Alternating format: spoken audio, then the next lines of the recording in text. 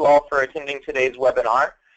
It should be a fairly informative and instructive webinar. Our goal is to establish some of the fundamentals of USDA organic and non-GMO project verification, and to contrast some of the requirements between the two programs, and make sure that when selecting a program that you're selecting the one that's going to be the most applicable and the most useful for you and your needs.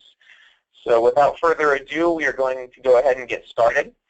There will be an opportunity at the end of the presentation today for everybody to ask questions, but I would just ask that everyone kind of hold off on asking questions until the end.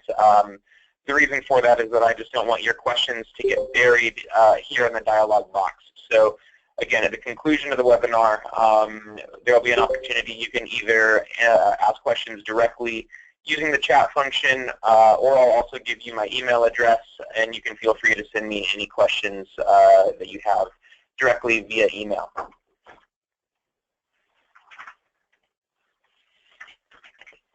So this is just a glimpse of what we're going to cover today. We're going to start with just a little bit of background information on the two claims, the two labeling programs. We'll go into an overview, a pretty high-level overview of USDA organic and non-GMO project, a discussion on third-party evaluation systems. We'll cover some regulatory and recognition of each program, and then get into the process a little bit more as far as who's applicable for USDA organic versus non-GMO project, prerequisite requirements for each program, documentation requirements, and then an overview of the certification process itself. We'll wrap up with just some tips for producers or processors that are going through either program that should help them do it more effectively, and then finish with a Q&A session. So first I'll just start by introducing our sales representative, Ned Hallaby. You see his email address and his phone number. I'm not actually introducing him personally, but providing you with his contact information. So at any time, if you're ready to start the process for either USDA organic or for non-GMO project, you'll want to email Ned, and he'll get right back to you with all the documentation that you need. He can talk pricing, scoping, etc. You can also feel free to give him a call at any time. Submitting a program application for either program is going to require basic information. We're not going to, at that point, be asking for proprietary information about any of your inputs or anything like that. Pretty basic information about your formulations and process is all we need to provide an estimate and to get you started. The next step would be to execute a work order, a program service agreement, and then you're well on your way to becoming organic certified or non-GMO project verified. So just as a brief background, USDA organic and non-GMO projects are two claims that have some areas of overlap, certainly addressing the GMO issue, but they do contrast in some distinct ways. And as these programs grow, consumers are becoming more aware of either labeling program, and there's an increasing need for education both on the consumer side and on the producer side as to what each claim means and how they're applied. So that's what we're going to get into today. The goal really is to demystify the process between the two programs here a little bit. So we'll just begin with an overview of USDA organic certification. Organic is a labeling term that indicates that agricultural products have been produced in accordance with the USDA organic regulations, which define standards that integrate cultural, biological, and mechanical practices that foster a cycling of resources, promote ecological balance, and conserve biodiversity. And then on the processing side, any processed products are derived from agricultural inputs, components that have been organic certified. So USDA organic prohibits the use of any synthetic fertilizers, synthetic pesticides, sewage sludge, irradiation, and genetic engineering, which really is the common thread between the two programs. Any crop pests, weeds, diseases, etc. must be controlled through management practices, including physical, mechanical, and biological controls, and within a limited range of products that can be applied to organic crops that are allowed by the National Organic Program. Organic crops just refers to any crops that are grown to be harvested as human food, animal feed, or fiber. Organic processing involves any modifications to organic products, any combining, mixing, baking, cutting, churning, what have you, of agriculturally derived or certified organic inputs. And an organic handler, a non-processing handler, would refer to somebody who is handling organic agricultural commodities. They might be washing, sorting, repacking, but not doing any actual blending of ingredients. And then finally, organic wild crops are just that, organic crops that are grown from sites that are actually not cultivated. So these are crops that occur naturally in the wild within a limited range of activities. Those that are cultivating these crops, or those that are gathering these crops, I should say, do have limited management practices that are used at their disposal. For the purpose of today's webinar, we're really going to focus on organic crops and organic processing and handling, since organic wild crops really are a minority of organic applicants. Another scope for USDA organic is livestock. However, again, today we really are going to be focusing on the crop production and the processing components of organic certification. So in a similar vein, an overview of the Non-GMO Project. They're a mission-driven nonprofit organization dedicated to building and protecting a non-GMO food supply. So any products that you see as you're shopping in stores, as I'm sure you're all by now familiar with the Non-GMO Project logo, that is stating that any products that are carrying that logo have been produced in accordance with the requirements of the Non-GMO Project standard. Verification of these products really is an exercise in supply chain disclosure, ingredient disclosure, of all your ingredients down to the mono input level. So we'll get into that a little bit later. And the foundation really of Non-GMO Project Verification is focused on high-risk crops. So those are crops that are widely cultivated in GE, genetically modified varieties, things obviously like corn, soy, papaya, cotton, etc., that everybody I think is familiar with, and then anything that's derived from those high-risk crops. So really those derivatives are the primary vector in a lot of processed foods, things like xanthan gums, things like citric acid, ascorbic acid, different stabilizers, anything that is derived from, say, a microbial process. A lot of times what these things are derived from really is a substrate that is either corn or sugar beet derived that could be genetically engineered, which is then converted into a finished product. So all of those are considered high-risk inputs. And evaluation for the Non-GMO Project ensures basically that any of your high-risk inputs are in compliance with action thresholds, which are levels that have been established by the Non-GMO Project for allowable levels basically of GMO, and that's to accommodate for things like cross-contamination in the field via pollination or other vectors. So examples of high-risk crops, again, you're looking at corn, you're looking at soy, sugar beets, papaya, zucchini, cotton, alfalfa, and things that are derived from those crops, as well as animal products and dairy products. And the reason for that is that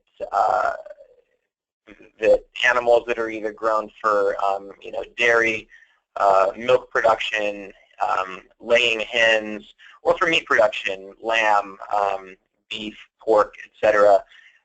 Commonly these animals are fed crops that are genetically engineered. Corn, soy, other components of their feed commonly do contain GE crops.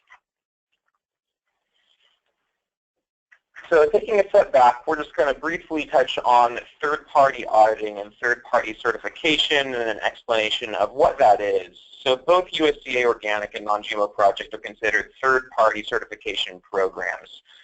So how this differs from first-party and second-party audits is that third-party audits are completed by an audit organization who has no vested interest in the outcome. We must be impartial. We must be objective, free of any conflicts of interest, and these programs usually result in issuance of a certification or a recognition of some kind, or in the case of if we're encountering any non-compliances, then adverse actions would be issued and a corrective actions process would be triggered. Second-party audits differ in that they're external audits that are performed basically on a supplier by a customer. So if you're a food formulator and you're working with ingredient suppliers, these second-party audits would basically be the audits that you're conducting on those suppliers to ensure adherence to agreed-upon contractual terms or specific compliance criteria. And it's these second-party audits that should inform purchasing decisions of the customer to ensure that their suppliers are meeting their expectations and their needs. Where first-party audits are sometimes called internal audits. Those are audits that are conducted within an organization to evaluate its own compliance with internal or external standards. So most processors especially have an internal quality team, and they'll be conducting usually internal audits to provide the added assurance going into, say, your organic certification, that all the practices and procedures and everything around the F&F. So both programs are also considered to be process-based in that they require not only compliance of a finished product, but compliance of the production systems used in the delivery of that finished product. So there's not any one test for a finished product to say this is organic, or any one test for a finished product to say this is Non-GMO Project Verified. We're really focusing on the entire production of these products to verify compliance at critical points along that production system. So in other words, these programs, again, they prescribe a set of production techniques that are specifically established to monitor and demonstrate continued compliance. Both programs require that standard operating procedures are in place and that these are specifically tailored to achieve, demonstrate, and maintain compliance with the external standards, and for participants in either program to maintain records concerning production and handling of products.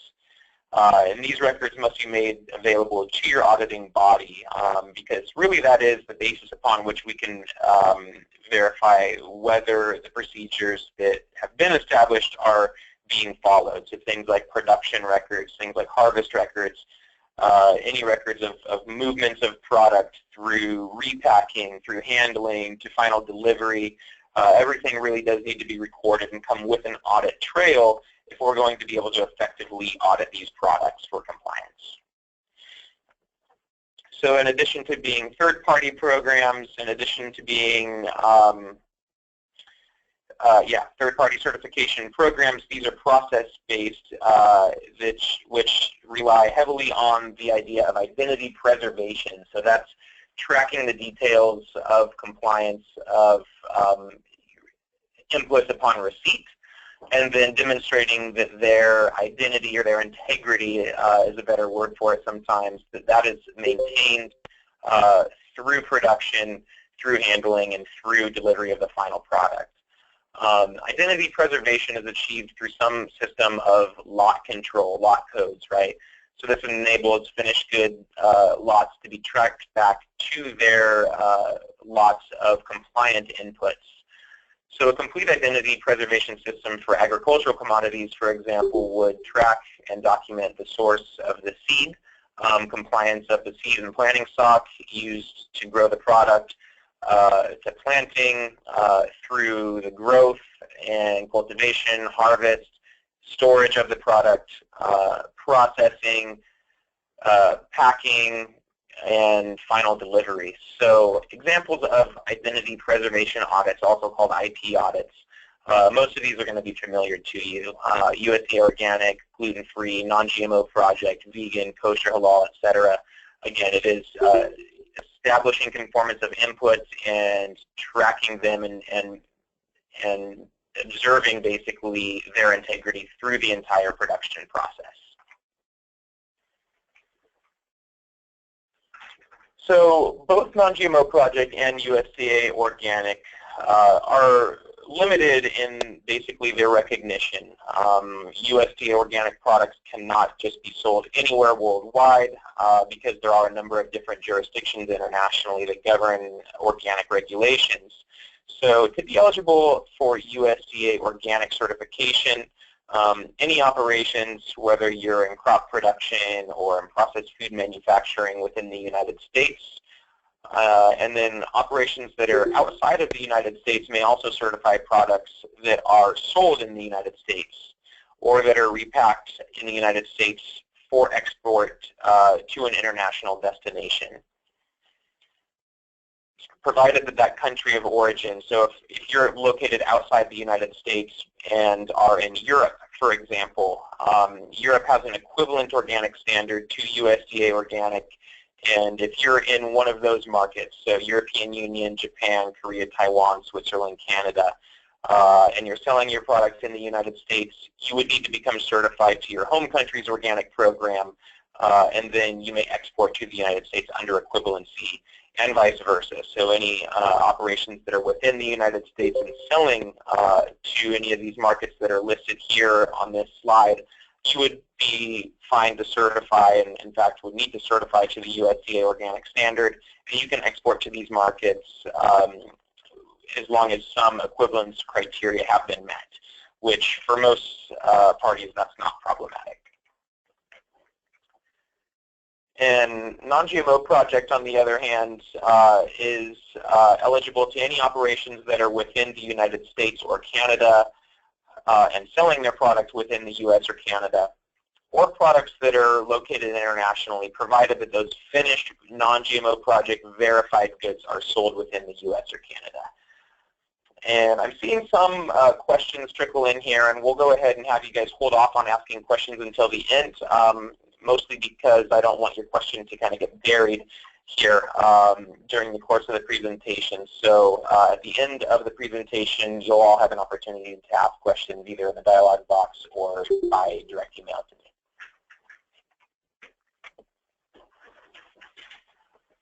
So now we're going to take a look at the USDA Organic Program, go over some of the applicability requirements and prerequisite requirements for being certified organic, look at some of the documentation that you'll want to have in place when deciding to go for USDA Organic, and then take a look at an overview of what the certification process for USDA Organic looks like. And then after we wrap that up for organic, we'll get into the same material and information for non-GMO projects. So this is where we're going to start to kind of contrast between the two programs and really help you sort out which is going to be the best program for you. So the National Organic Program, also known as the NOP, they're basically the body that administers USDA, or I shouldn't say administers, but basically that they establish the regulations for USDA Organic. And they require certification at all levels in the organic chain of custody.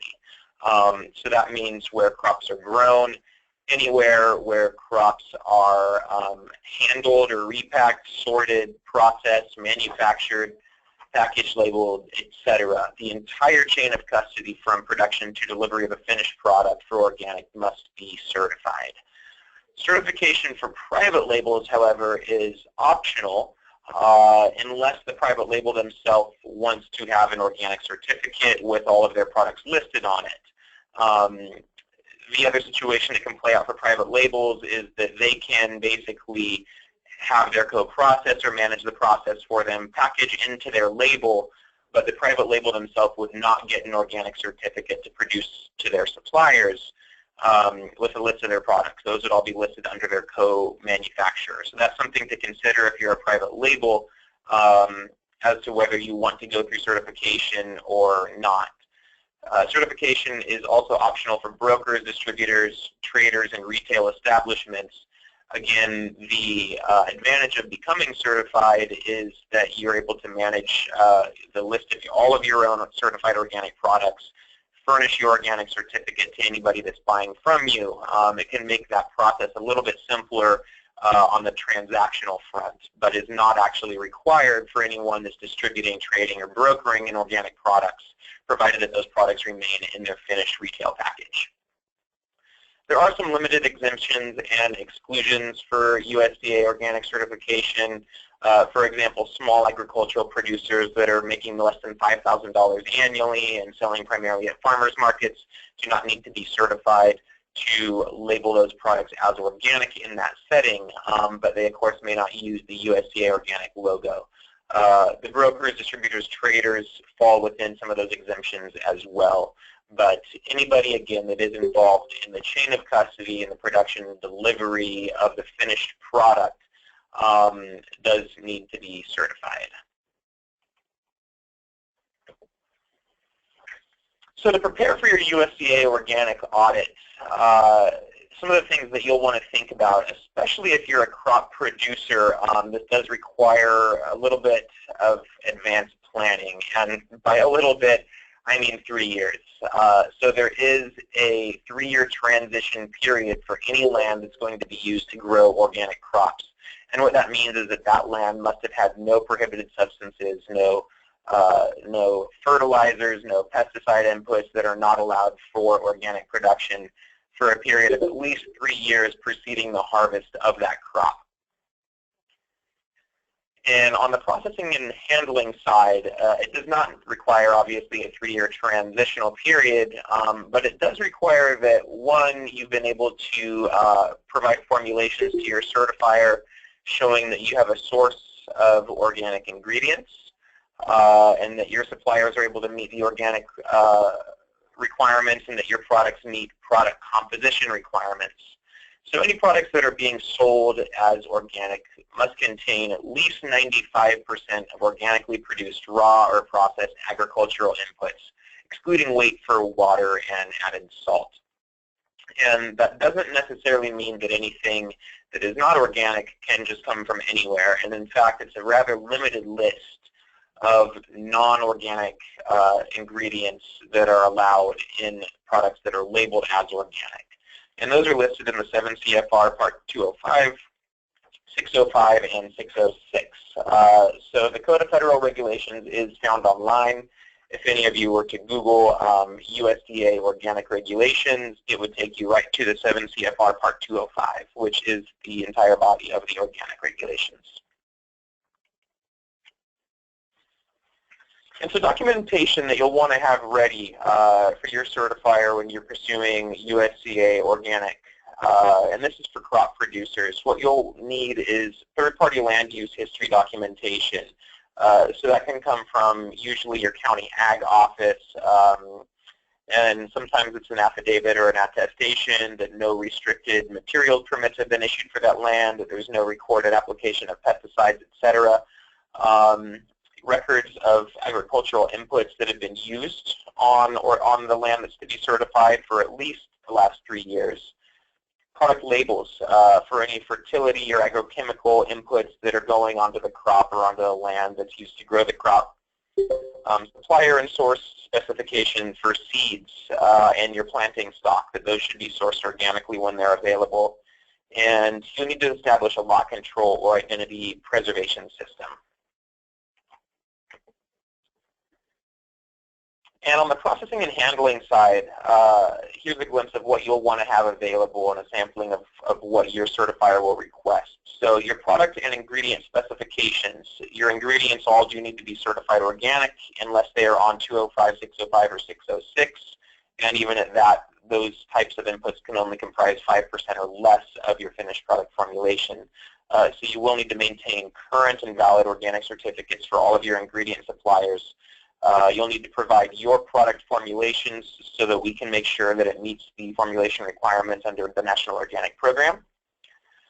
Production and sanitation SOPs. So we're making sure that you have effective methods in place for to prevent commingling and to prevent contact with prohibited materials. So any sanitizers that you're using on food contact surfaces need to be approved for use in organic on food contact surfaces. They can't leave a residue. Usually you're looking at no-rinse sanitizers, things like isopropyl alcohol, peracetic acid, etc.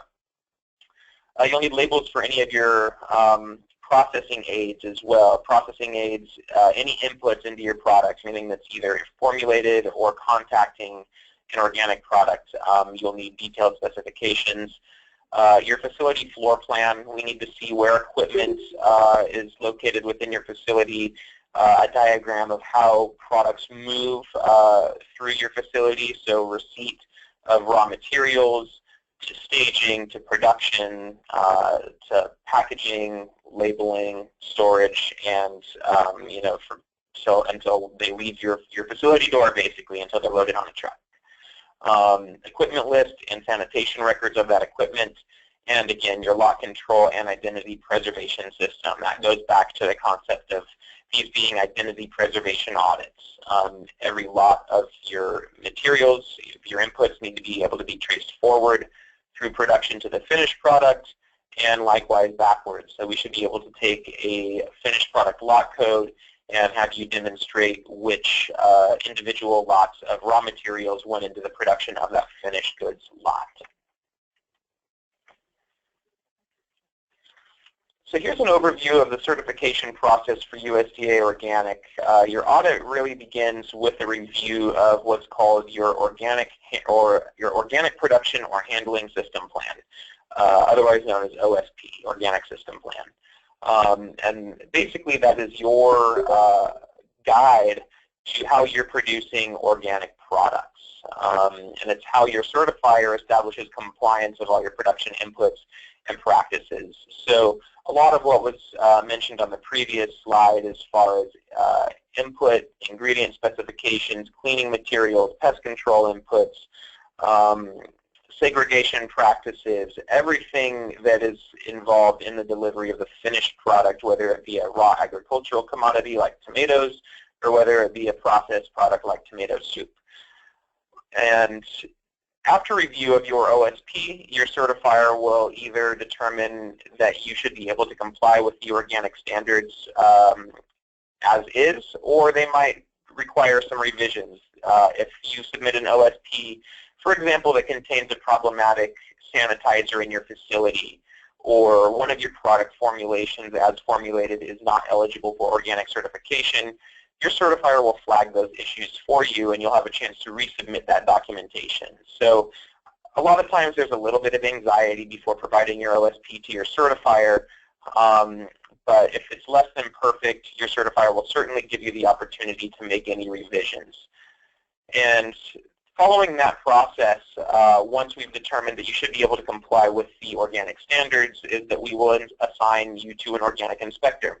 And your inspector will reach out to you to schedule your inspection.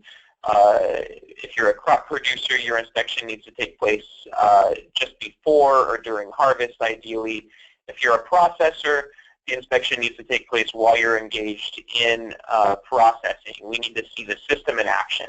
So it often happens that you are not in production of organic products at that time because you're waiting for your certificate, but what your inspector can do is come and they can observe production of a conventional product, provided that it still uses all the same areas of your facility, the same production process as your organic products will.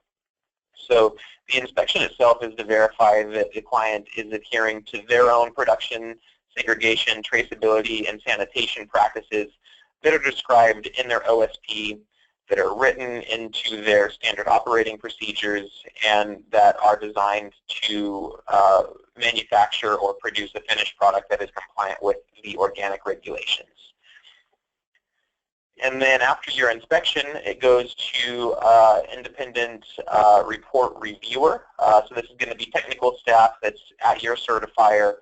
They're going to take all of the information, all the evidence and findings received from the inspector. If there's any clarification on those items, they're going to ask for that. And they're going to consolidate all of that information into an inspection report and certification decision, basically. So your technical reviewer is going to recommend certification, or they may recommend adverse action. That will then usually go to a program manager or somebody who decides whether the audit itself has resulted in certification or in some kind of an adverse action. So in most cases, corrective actions are minor. Again, that's one of the most anxiety-inducing parts of your audit, right? Nobody wants to have any non-compliances. Everybody wants to be perfect, where in fact it's not all that common that a certification results in no findings. That's the ideal scenario, but certainly the non-compliance resolution process is a normal part of certification and usually only helps you establish more compliant procedures. So it really is usually a useful exercise and shouldn't be looked at as I necessarily got in trouble, but these are opportunities where you can improve.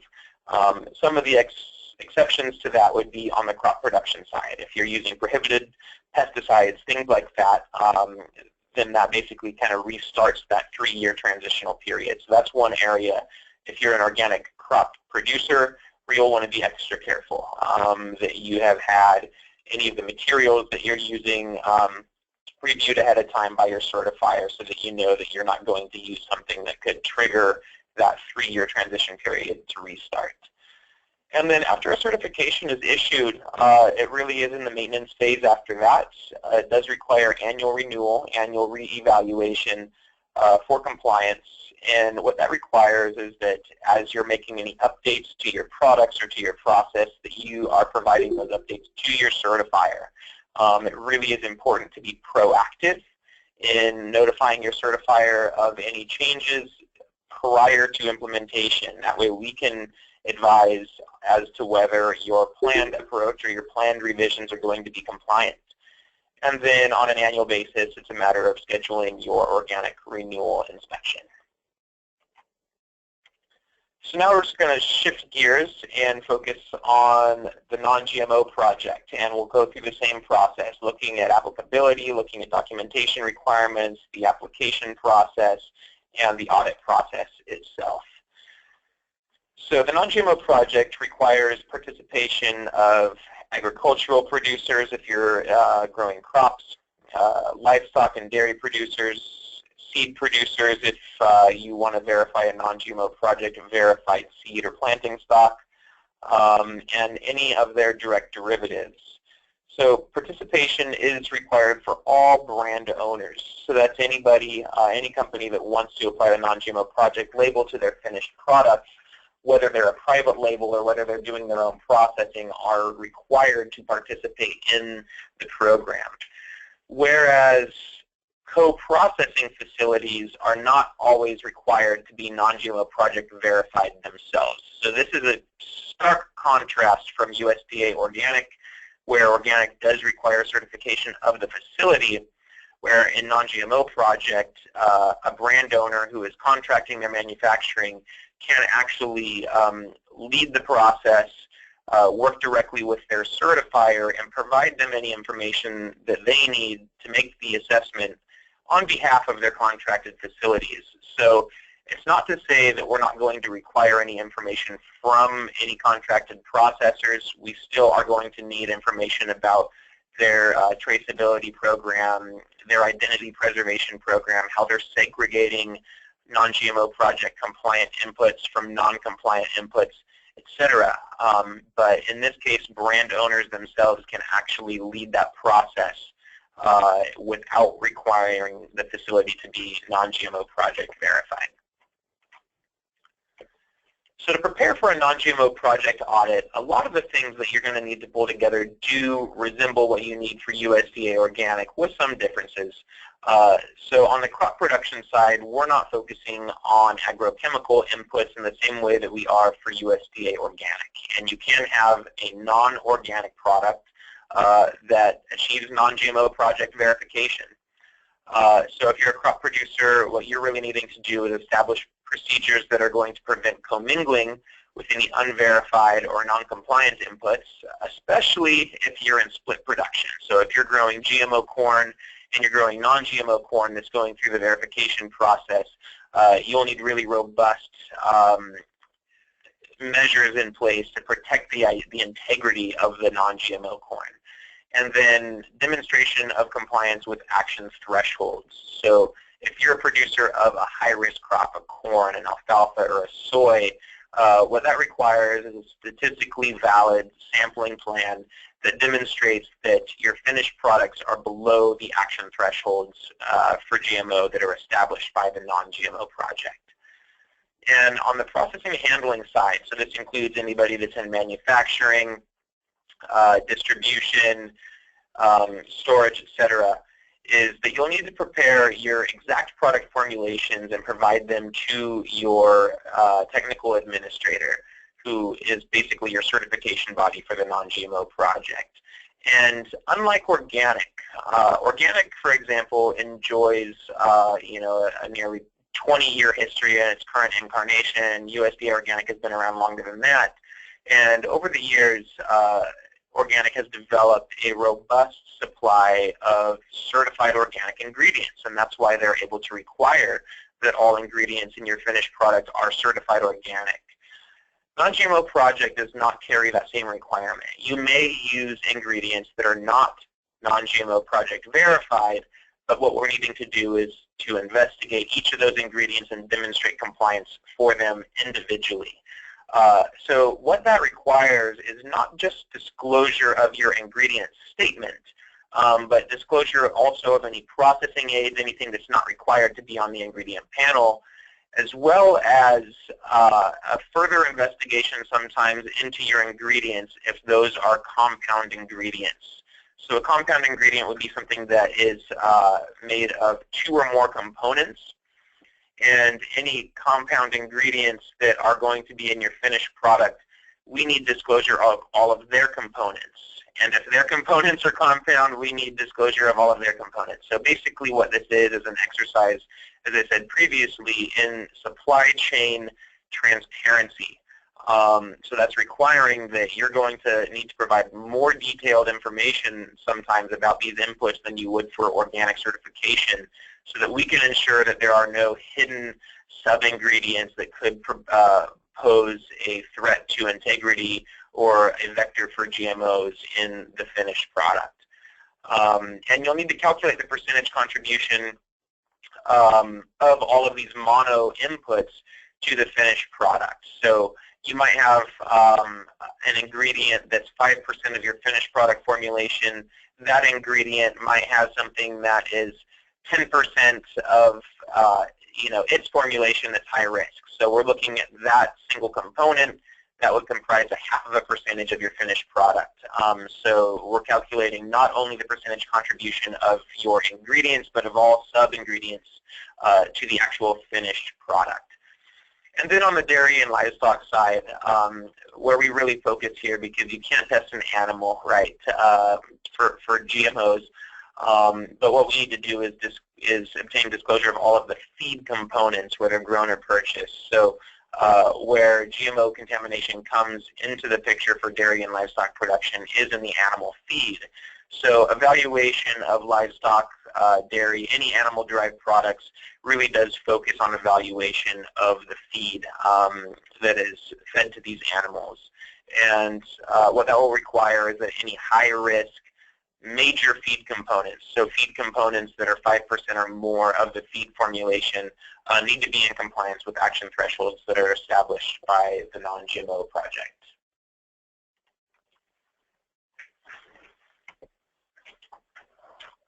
So crop producers going for Non-GMO Project verification should have the following information ready to give to their technical administrator when they begin evaluation. So one will be your supplier and source information for all your seeds and planting stock. There are certainly far more commodities that are low risk for GMOs than that are high risk. So anything that's low risk, this should not be problematic. If you're growing a high-risk crop, if you're growing alfalfa, or if you're growing cotton or soy, you'll want documentation from your supplier showing that they are of a non-GMO source. In addition to that, genetic testing is a critical criteria that's built into Non-GMO Project verification. So That means that any finished high-risk products do need to be tested and demonstrated compliant with action thresholds before they can be verified. So that involves putting together a sampling plan and a testing plan of the product that you are cultivating to demonstrate that it consistently tests below those action thresholds. Just like on the organic side, you're going to need SOPs in place for product segregation, identity preservation, and lot control. And then looking at the processing and handling side, again, you're going to need your ingredient specifications and certificates if available. And one thing that I do want to mention here, and I'll probably mention it again once or twice, if you are able to source ingredients that are already non-GMO project verified, especially if you're making a product that has high-risk major ingredients, it's going to be a lot easier if you're able to source those ingredients in an already non-GMO project verified form, because the rigor of demonstrating compliance for those inputs has already been established, and really at that point all it is an exercise of tracing that back to source of a verified ingredient. So there will be more on that later. You'll also need your production and sanitation SOPs, a floor plan, equipment list, and clean-out records, just like on the organic side. And of course, field lot control and identity preservation system, really a critical component of either an organic or a non-GMO audit is that traceability component of the exercise. The application process for non-GMO Project Verified it does require a little bit more upfront disclosure, especially if you are a formulated product. But just looking kind of at the most simple level on the crops side, we'll need total acreage, number of sites, list of your crops grown. On the livestock side, to obtain a quote, we'll just need pasture and feed information, number of products you want to verify, number of facilities that are processing any livestock or dairy products, and the sources and ingredients of your feed. And if you're handling or processing, again, the number of products, disclosure of inputs, and facility information. So number of facilities that are producing your finished product.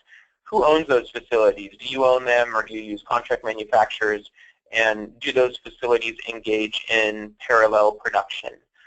Not all non-GMO project audits actually require an on-site inspection, so it's that parallel production component that really is critical in determining whether you'll need an inspection or not. So if your facility or facilities are only handling non-GMO project verified or non-GMO project compliant or low-risk inputs, they will not need a facility inspection. Whereas if they are engaging in parallel production of any of the major high-risk ingredients that you're using, so if you're making a cornmeal or corn tortillas and you are also making conventional corn tortillas, then we would need to go in and conduct a facility inspection. Where if you're only making corn tortillas that are non-GMO project verified, then the likelihood is that you would not require an inspection. So that's the basic information that we need just to get you a quote for non-GMO project. And then when you get to the application phase is when we're going to require a little bit more detailed information about your sampling and testing plans, about, we're going to be collecting certificates for input, for all of your input suppliers. So whether they're non-GMO project verified, if they hold organic certification, that can certainly help ease the process for a lot of inputs.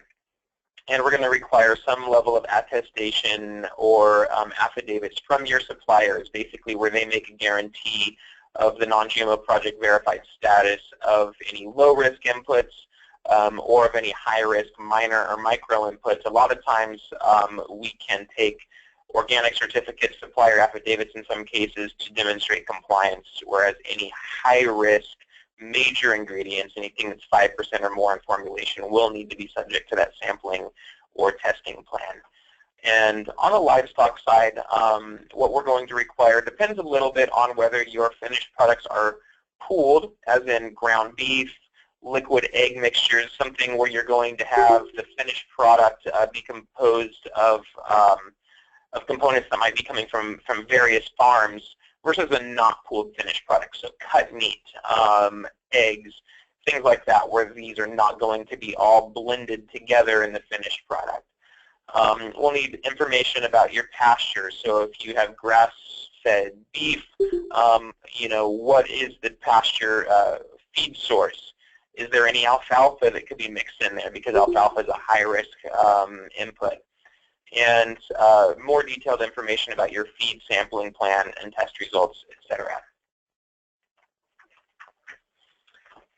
And looking at the verification process for non-GMO project, really the most rigorous and sometimes the most difficult or time-consuming component is review of the formulation and the classification and compliance review of your inputs. So this is a pretty high-level overview. Any high-risk ingredients that are over 5%, I should say 5% or more in your formulation, require genetic testing. The one caveat is if they are non-GMO Project Verified, you no longer have to worry about that genetic testing. So that's why it's so much easier if you are using high-risk ingredients, if you can source those that are non-GMO Project Verified. Minor ingredients are anything that is between 0.5% and just under 5% of your finished product. If those are high-risk ingredients, genetic testing can demonstrate compliance. In lieu of genetic testing, if you are sourcing these minor ingredients from a certified organic source, or if they're a product of another identity preservation system that is established to avoid GMOs, so some of the international or some of the European GMO programs, SGS has one, NSF has one. These are all programs that on a case-by-case basis, they still do require some evaluation, but sometimes in lieu of genetic testing, we can look at those other IP systems that they were a product of and demonstrate compliance with that information. And on the lowest level, so anything that is below 0.5% of your finished product formulation, those are what we call micro-ingredients. So some micro-ingredients can be excluded from verification.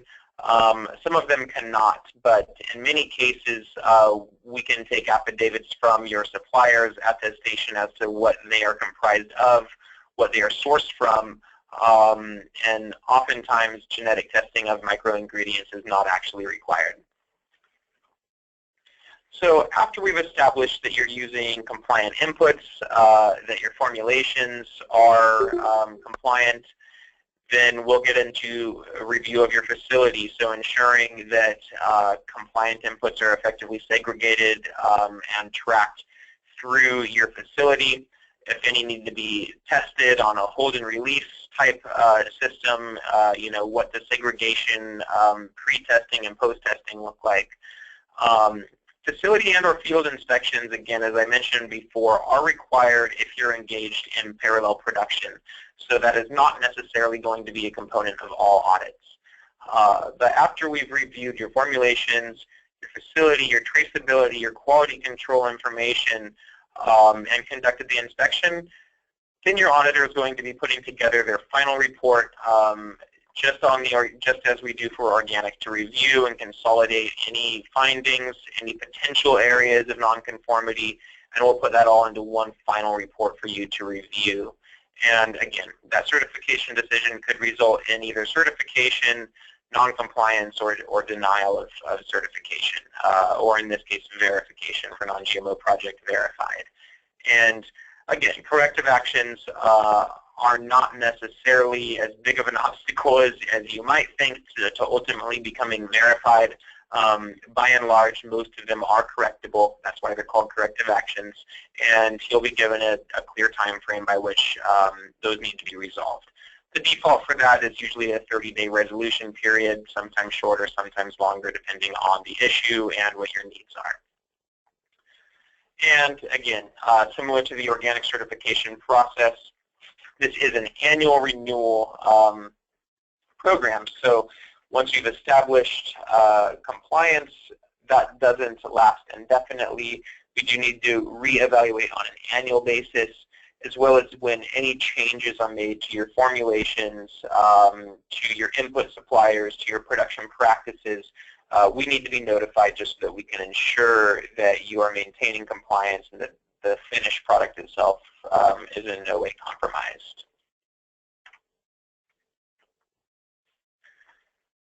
So now that we've gone through an overview basically of preparing for organic certification and non-GMO project, the documentation requirements, the audit process for each program, we're going to just follow up here with a couple of keys to success, and we're going to start with USDA organic. These are some of the things that you're going to want to start thinking about now if you intend to become certified organic in the future. So first, we recommend talking to your certifier, SCS Global Services, well in advance of needing certification. Tell us about your plan to become certified, the date that you hope to achieve certification by, and ask about certified transitional programs. Many of you that follow organic news and events closely are aware of the fact that the USDA Process Verified program is now allowing certified transitional claims with regard to organic. And this is only on the crop side. And that's established basically to help crop producers that are transitioning their conventional land to organic, giving them incentive to make that transition and have a claim that they can be making on their products to be recognized for those efforts. So a certified transitional program is one that SCS will be developing in the coming months, and we'll definitely encourage anyone that is interested to ask us about that more. You'll want to review all of your pesticide and your fertility inputs prior to using them. The most devastating mistake, I'd say, that anybody that wants to be organic certified can make is to accidentally apply a product that is not compliant, because guess what? That triggers that 3-year transitional period to restart. And so it's not just for the crop that's in the ground, but for that land. So even if you were applying a prohibited material to your pepper crop 1 year, you couldn't come in the next year or the second year, but not until 3 years have elapsed and grown any kind of organic crop on that land. So again, it really is critical to make sure that you're using compliant inputs, and we always encourage you to talk to your certifier well in advance of integrating new materials into your production system. That's another reason that certified transitional program can be of a huge advantage to you.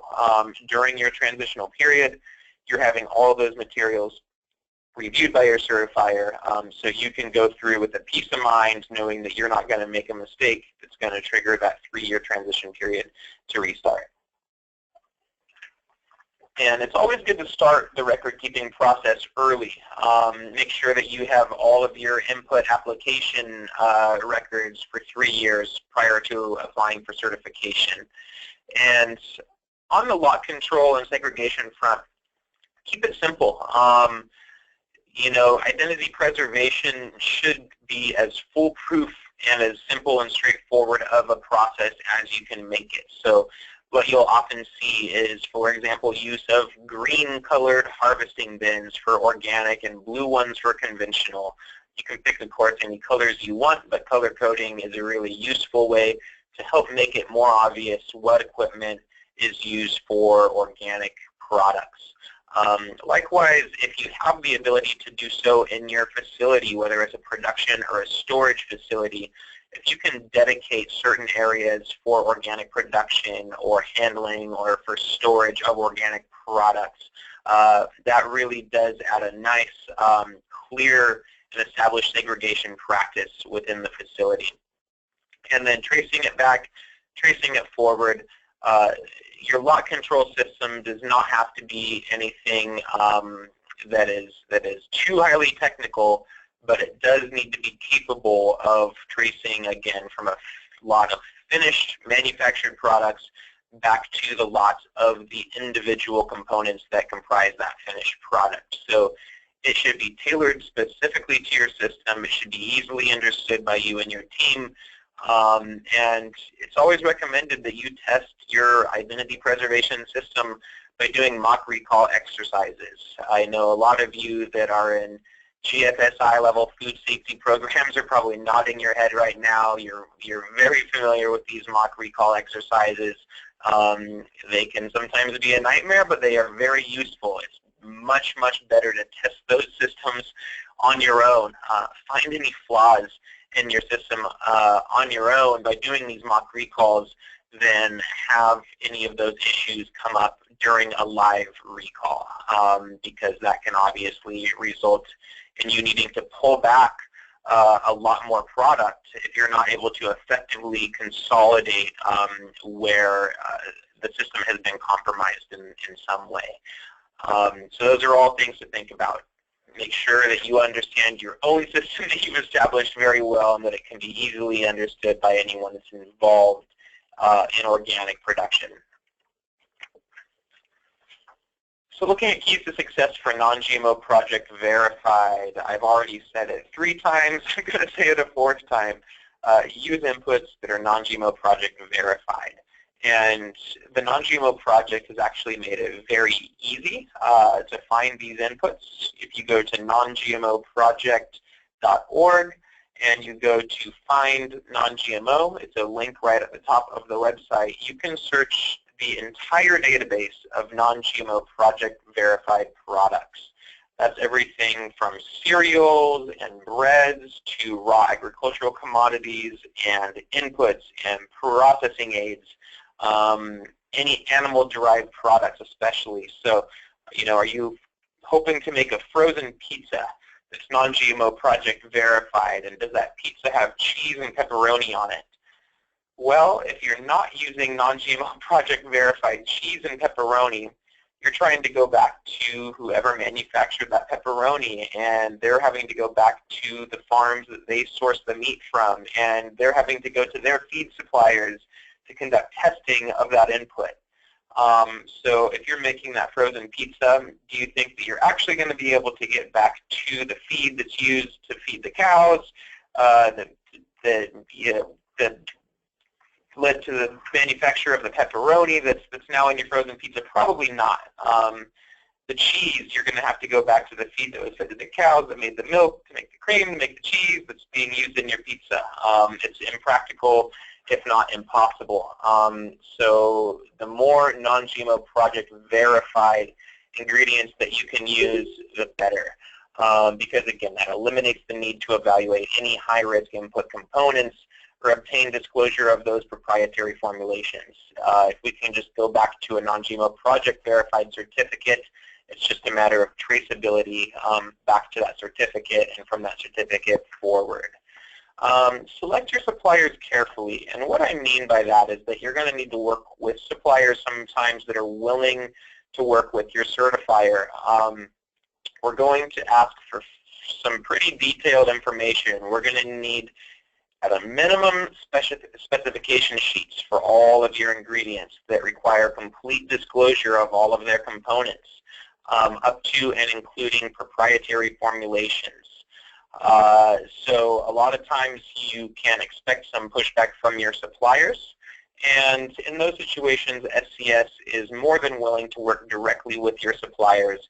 We will enter into non-disclosure agreements with them. We can obtain that proprietary information directly from them if need be. But at any rate, to be successful, you're going to have to require your suppliers to provide any of that information, all the specifications about their components, and sometimes that's going to be proprietary information. So that's just one thing to keep in mind, and that's why I say select your suppliers carefully. It's best to have a good working relationship with them, that level of trust, and that they'll need to demonstrate a willingness to either work with you on that or work directly with SCS.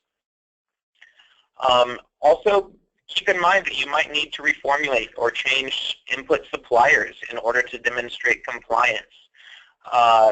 Usually it's lack of access to proprietary information that can be the biggest obstacle to becoming Non-GMO Project Verified. I would say most products that ultimately do not pass their audit is not necessarily because we know them to be non-compliant, but because we cannot positively identify them as being compliant.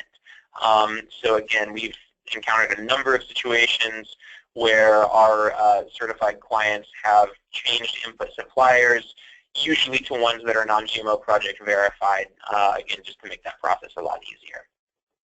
And Again, segregate and trace your products. Establish systems to prevent commingling with unverified inputs, and make sure that that traceability system is specifically tailored to your production and that it's easily understood by you and by your auditor. So, after all of this, what do you do? Non-GMO project? Do you do organic? Do you do both? It certainly does not have to be an either-or situation. So what we're going to look at here are some scenarios where maybe one or the other is more appropriate, or maybe both. So do your processors source all of your ingredients as certified organic? Actually, that should say, are you a processor who sources all of your ingredients as certified organic? No, then non-GMO project is the claim for you.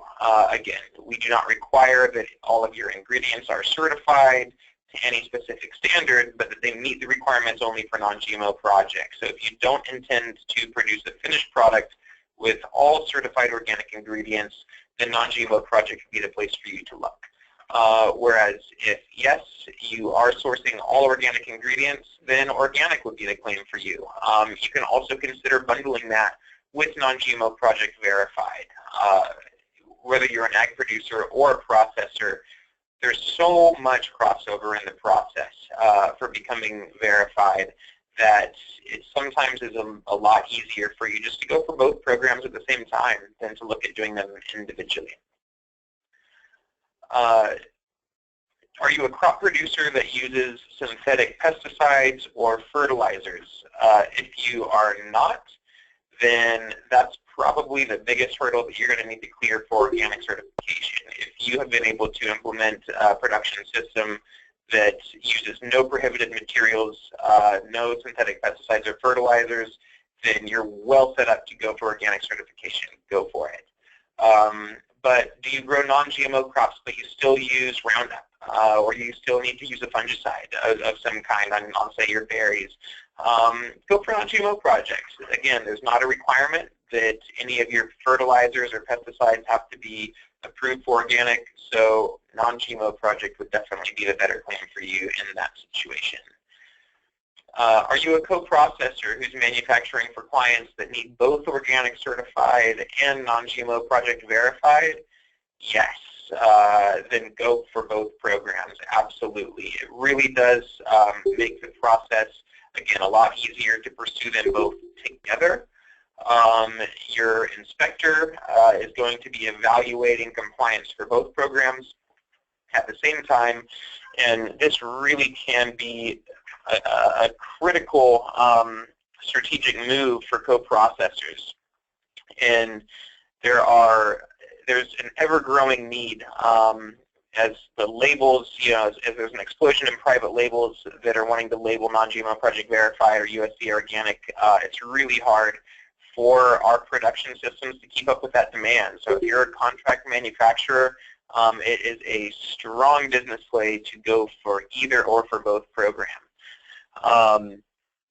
And if you are not sure, or if you're trying to kind of establish yourself as a co-processor who is capable of producing in a compliant system, I would say to start with organic, because the organic requirement for all co-processors to be certified really does make that even a stronger business opportunity, I'd say, for organic processors, where non-GMO Project Verified does not necessarily require verification at the co-processor level.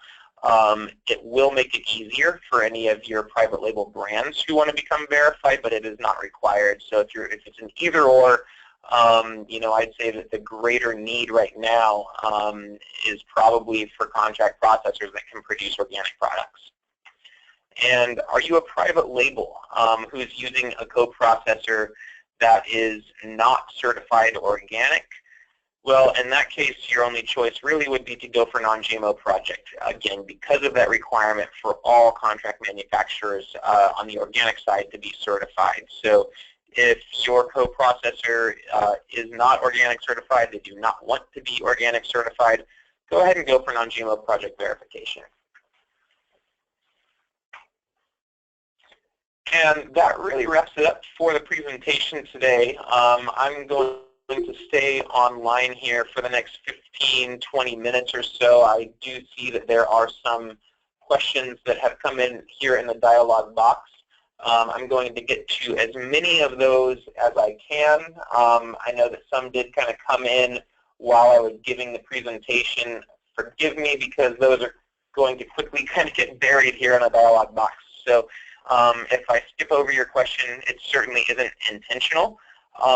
But you have my email address right there on the screen. Write that down or take a screenshot. The recording of this presentation is also going to be made available on our website.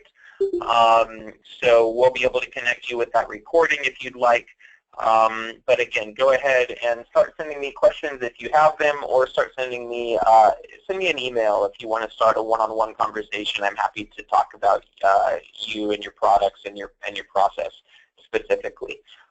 So thanks again, everybody. I'm going to go ahead and go off of audio now, and I'll stick around for a while answering any questions as they filter in. And again, be sure to check back regularly on our website.